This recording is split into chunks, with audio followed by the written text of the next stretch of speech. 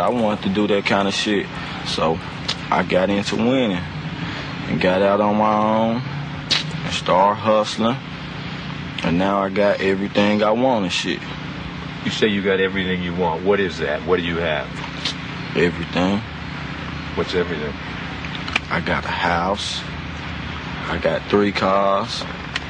I got money in my pocket. Everything I want.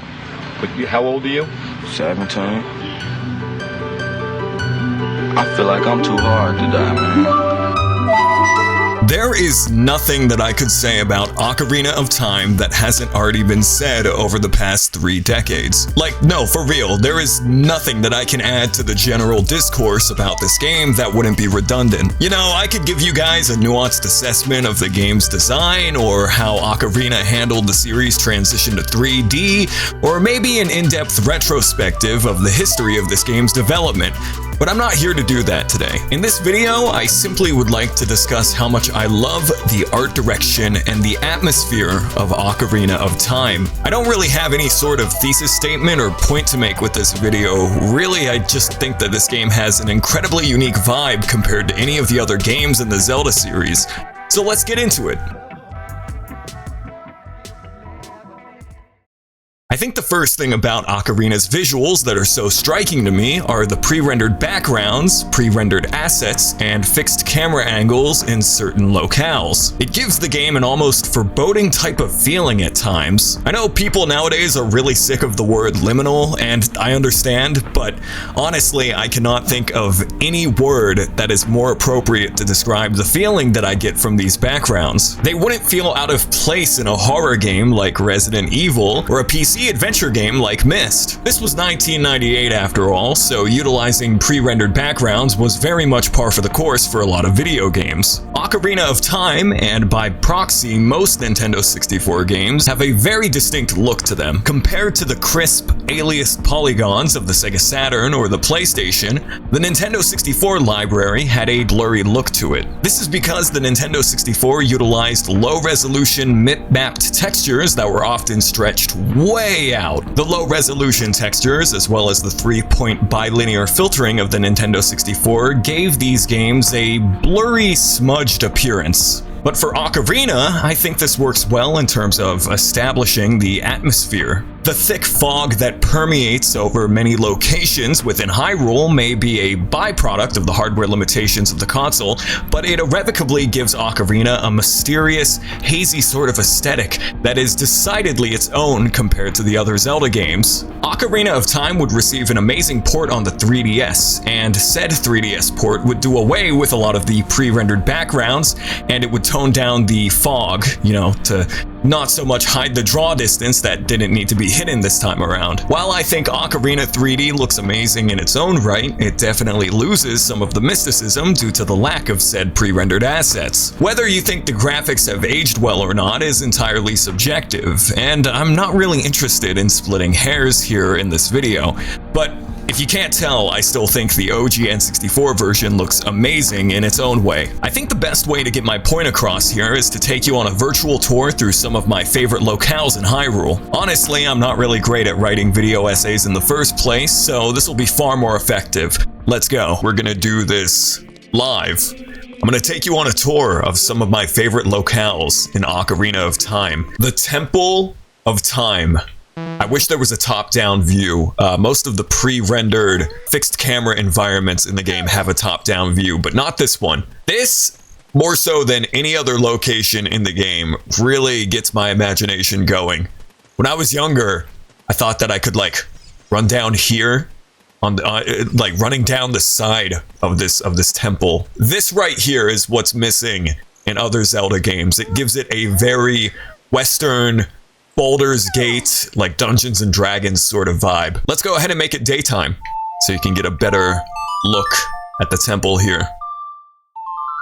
Yeah, people are tired of the word liminal, but I think that is a great way to describe a lot of the backgrounds in Ocarina of Time. Also, shoutouts to the cutting room floor. I learned this very recently, but this pre-rendered background initially looked completely different.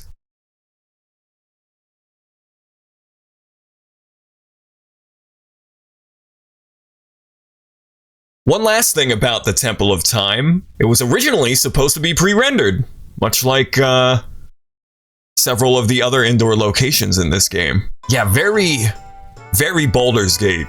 Very, like, early Elder Scrolls, almost. It's got a very Western vibe to it. And there's a cool Easter egg here where there's an NPC, a soldier NPC, that perishes here in the alleyway. But you can only see him right after Impa and Zelda escape from the castle before you pull the Master Sword. It's very easy to miss. The houses in Kokiri Forest. Look at that top-down perspective with the fixed camera angle. I love the texture on the walls here. This one is great with these Kokiri kids just chilling by the fire. Very cool. I do wonder if the pre-rendered environments were just a byproduct of hardware limitations. Like they needed to render these in this way. I mentioned a moment ago that I think it was because by the time Majora's Mask came out in 2000 or 2001, all of the environments were fully polygonal, fully texture mapped. There was no pre-rendered environments. There were no pre-rendered environments in Majora, to my knowledge. So maybe it was just, you know, they were under a time crunch. And of course, Link's crib. It's like a treehouse, you know? You ever build a treehouse when you were a kid? I mean, this would be a really bougie treehouse to have as a child, but the entire opening sequence to Ocarina of Time where Link is having a nightmare and can't sleep, like, very memorable to me. Maybe it's because I played this game at such a young age. As an aside, I also want to point out how strange the NPCs are in Ocarina and Majora. They all look bizarre, and I love it. I think we can all agree that the Spirit Temple is the best temple in Ocarina of Time. From the dungeon layout to the music, but I really want to give credit to the Oasis area out here, the entrance. And of course we get the banger Gerudo Valley. But this area out here, and here at the top of the temple, we get a nice scenic look at the sunset here. As the music fades out, and the nighttime ambiance kicks in. Speaking of the nighttime, I love the atmosphere and the sound design of the nighttime. Just the sounds of nature, crickets, birds. It's so good. It's the little details like this that make Ocarina so memorable to me. I don't know why, but whenever it's nighttime, Lake Hylia is the first area that comes to mind. While we're at Lake Hylia, let's check out the laboratory here. Ocarina of Time was the source of many rumors and urban legends, whether it was getting the sword beam, finding the unicorn fountain, the hidden elusive gold tunic, the Sky Temple. There were so many rumors and urban legends surrounding this game, and one of them has to do with this environment right here. This shark. Now, yeah, it's clearly a low resolution, like, bitmap, right? I remember reading urban legends online about how you could set this shark free, and, like, this passageway would lead to the unicorn fountain, or something to that effect. There were so many Ocarina and Majora's Mask rumors that I read growing up, and hoaxes as well, like doctored videos and photoshops. But this area, I did everything in my power to try to break this shark out of here and open up the bars. To no avail. It's just a little low-resolution shark fella. Now, Kokiri Forest is one of my favorite areas in all of Zelda, full stop. But specifically when you come here at dusk. And if I time this right, let's see. No music. Kokiri Forest at dusk, and you just have the sounds of nature and running water. Like, this is the best starting location in any Zelda game, in my opinion, but yeah, if you come here at dusk, and it's foggy, it's hazy, you can feel the mist in the air. I don't know, maybe I'm getting all extra and dramatic again. I love returning to this area at dusk.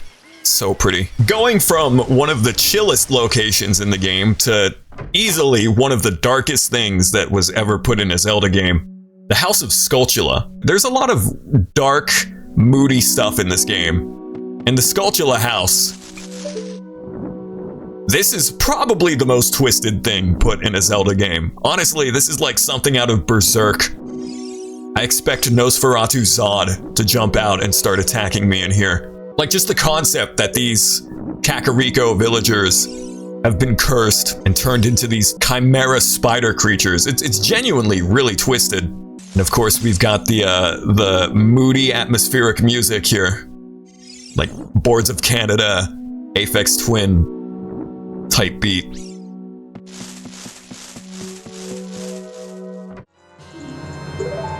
Now, this is the treasure chest game in Hyrule Castletown. And the reason why I think this area is so unique visually is because the fixed camera angle and the textures on the wall kind of remind me of early alpha gameplay of Zelda 64. Now, this is just complete conjecture on my part. This is speculation. But if you look at the footage here, I don't know, it's kind of similar. This environment right here. It's very similar. It's very, very similar. I don't know. I feel like this is a remnant. These textures on the wall here specifically. I think what makes Zelda so unique aesthetically compared to any other high fantasy series out there, like anything by George R.R. Martin or J.R.R. Tolkien, any other fantasy series, is that Zelda is not just one thing. It's not quite Japanese anime, it's not quite Western Disney, it's not quite Dungeons and Dragons, it's not quite Lord of the Rings. It really is like an amalgam of so many different things. It is 100% unique to itself. And finally, of course, I've got to give props to the Great Fairy's Fountain. Specifically, the first one where you get Din's Fire. I love the moving texture on the wall, the way the lighting changes as you get closer to the fountain itself, the weird angel Helios marking up there, whatever that's supposed to be. That's another thing. The sound design in this game, just like navigating the menu. All of these sound effects are classic. Like they're so embedded deep into my brainstem that even at the age of 80, when I'm dying of Alzheimer's on my deathbed, I will remember and recall all of these sound effects. Especially the save sound effect. Classic. In addition to the memorable audio design, Ocarina's score itself is nothing short of phenomenal. Composed by Koji Kondo, Ocarina of Time has some of the most memorable tunes in the series. The soundtrack is also notable for the use of several samples lifted off of various library CDs, such as Zero G's Ethnic Flavor, Spectrasonic's Distorted Reality, and Best Services Gigapack, just to name a couple of the audio libraries that were used. The 5th generation of gaming is where we've really started to see audio samples and sample CDs being utilized by producers and composers. It wasn't completely unheard of during the 16-bit era. I mean, Sonic CD, for instance, utilized several vocal chops and drum breaks for its soundtrack, but it definitely became far more prevalent during the 5th generation. This next point I'm going to talk about is maybe going a bit beyond the scope of this video, but I believe that Ocarina doesn't get enough credit for establishing a lot of the lore and world building within the Zelda universe. I've heard people describe the stories and plot lines of Zelda games as bad, and I don't necessarily agree with that assessment. The Zelda games have simple stories, but simple is not necessarily bad. I think Ocarina of Time in particular has some great writing. Some of my favorite moments are when Sheik encounters you before the beginning of each temple in the adult timeline. There's a certain darkness to Ocarina of Time that I feel like is understated. There's this morose vibe that permeates throughout the whole game. I think Ocarina of Time is a very mature game that handles the subject matter of the passage of time and growing up into adulthood very well. The first couple of Zelda games on NES were very loosey-goosey with the lore and the story, which was to be expected for older 8-bit titles on the NES. Then, A Link to the Past took some steps to establish some lore within the world of Hyrule and some continuity, but Ocarina really set the precedent for future future games to follow. The cutscene at the beginning where the Deku Tree is explaining the origins of Hyrule really captivated my imagination as a kid. Seeing Din, Nehru, and Farore cultivate the land and create the world, it's just so fascinating to me still as an adult. Like, it stoked the fires of my imagination as a kid, but when I replayed Ocarina recently, it still gives me goosebumps.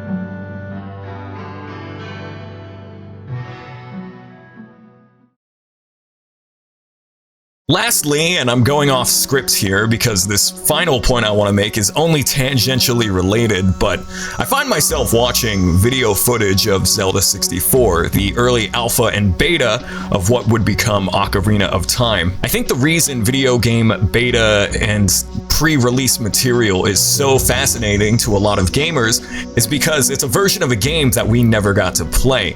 Especially in the case of the Shoshinkai Space World demos of Super Mario 64 and Ocarina of Time, these versions of the games look so drastically different from what we actually got, and I hope we can one day get a playable build of this ROM leaked onto the internet. There have been fan restorations and recreations here and there, but if we ever got a Nintendo GigaLeak 2, that would be great, because I think about this beta a lot. Ocarina of Time is obviously one of my favorite games ever made, and being able to play a totally different build of the game, like the Zelda 64 beta here, that would just be spectacular. Anyway, I kind of just wanted to spaz out and talk about one of my favorite aspects of my favorite video games,